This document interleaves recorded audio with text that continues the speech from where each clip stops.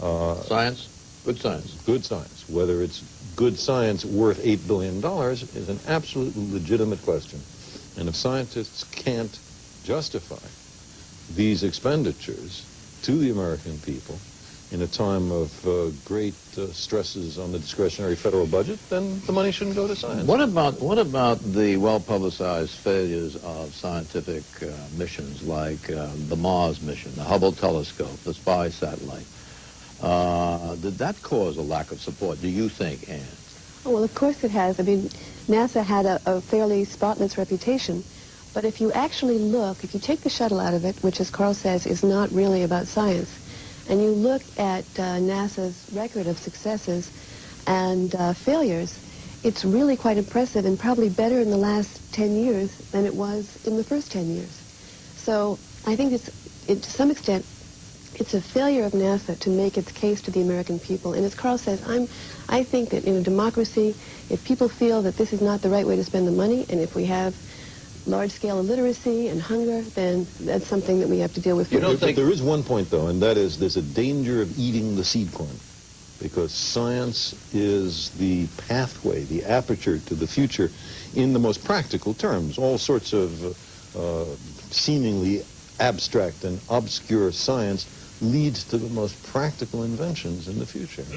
So we have to be very careful about not swinging that meat axe too carelessly. You don't think that people now regard NASA as a Cold War creature, do you? NASA is in part a Cold War creature. The mission to the moon was in the context of the strategic arms race with the Soviet Union, and the Cold War is over, the Soviet Union has collapsed, and there has to be another reason than just beat the Russians. I think there are excellent other reasons. You explore other planets, you gain great insights into your own planet, you find out about origins, which every human being is interested in, you know, where did we come from, our planet, and all of that. And, as I say, science, by accident, unexpectedly, winds up with the most practical discoveries in the long term. 25 years ago, science research constituted 5.2% of the federal budget. Today, it's 1.7% of the federal And most of that is still military. So it's even more important to distinguish the civilian from the military research. That is a staggering turnabout, is it not? Yeah, absolutely. Absolutely. And you worry about it? I think every American should be worried about that, especially at a time of declining economic competitiveness, when Americans are unable to compete, to invent, to read, to count. I think it is definitely something to worry about. This is what Carolyn Maloney, a representative from New York and a Democrat, says about the super collider. $100 billion for a Motel 6 in space. No, this is for the space laboratory. $100 billion for a Motel 6 in space when we have an infant mortality rate in Harlem that rivals many third world countries. So there's just so much of the pie as Congress sees it and the Senate sees it. But wrong target. I would like to see Carol Maloney concentrate on the $300 billion still spent on the Department of Defense when the Cold War is over, when there were no strategic adversaries anywhere in the world. That's the big pot in which we are spending inappropriate amounts of money, in my view. You expect another mission to Mars, manned or unmanned? In the long term? I mean, the astronomical timescale is very long. I don't think we're going to see human missions to Mars in the next 10, 15 years. And it will only happen if we do it collaboratively with other nations. It's simply too expensive and too hard, at least in the near future, for any nation to do it by itself.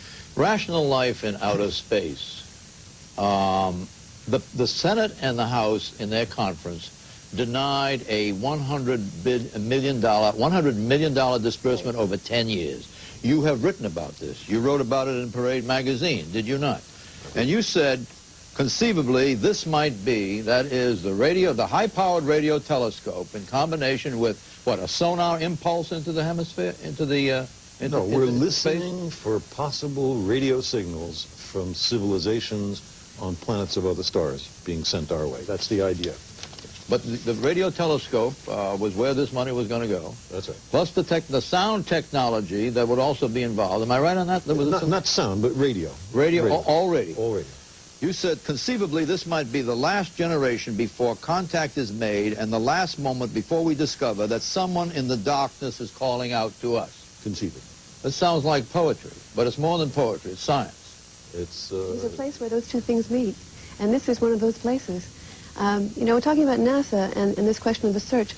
NASA also gave us the Voyager missions 1 and 2 to the outer solar system. We had our first close-up look at 40 new worlds. They were on budget. They exceeded the design specifications of the engineers wildly. 15, 16 years later, still performing magnificently.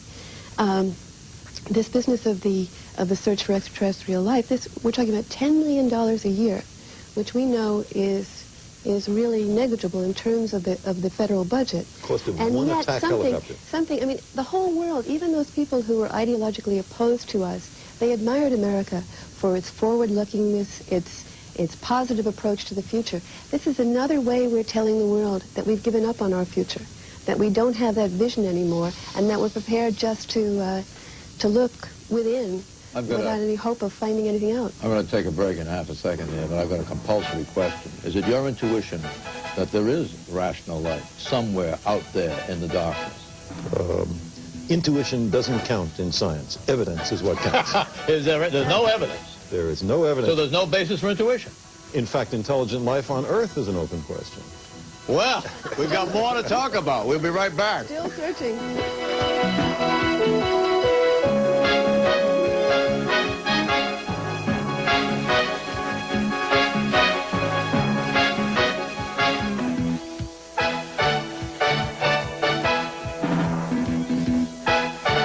4.5. Not yet, but it'll be 4.5. We're talking about the age of the Earth, and Carl Sagan says it's 4.555 billion years. billion. B as in boy. Billion as in boy. The Earth. The Earth. How about the universe? About 15, plus or minus a few. 15 billion years. Right. So the universe, the age of the universe from the Big Bang to now was 2/3 over before the Earth formed. How old is man? The human species is a few 100,000 years old. The human family is a few million years old. The human family, you're talking about primates. No, I'm talking about some of our now extinct ancestors. Primates, apes and monkeys, are some tens of millions of years old. Okay. Now, you've left the heavens and you're now directing your focus on the Earth in this book, Shadows of Forgotten Ancestors, A Search for Who We Are. This is a beautifully executed paperback edition of a book that appeared, last year? What is the central thesis of this book, if there is one? Actually, there are 2 or 3, but I think the most central thesis, or our motivation for writing the book, was we were trying to understand why human beings behave the way we do, why we hit each other over the head, why men have a tendency to abuse women, why we are xenophobic, afraid of strangers or other groups, why we think our group is the group that knows exactly how to cook everything right and how to dress right, and those other guys are somehow wrong. What is the origin of those feelings, and is there something hopelessly wrong with us as a species? Are we a bunch of irregulars, or is there hope for us? Do we have hope for a future? So Carl and I made a pact with each other. We looked each other in the eye and we said, wherever this journey takes us, we're going to go. And we thought, because we began writing this at the beginning of the middle of the nuclear arms race, we thought, well, we'll look into the relationship between the United States and what was then the Soviet Union. And then we realized we had to go back a little bit further because the roots of that problem were in the Second World War. And then we were back to the First World War. And before we knew it, we were back to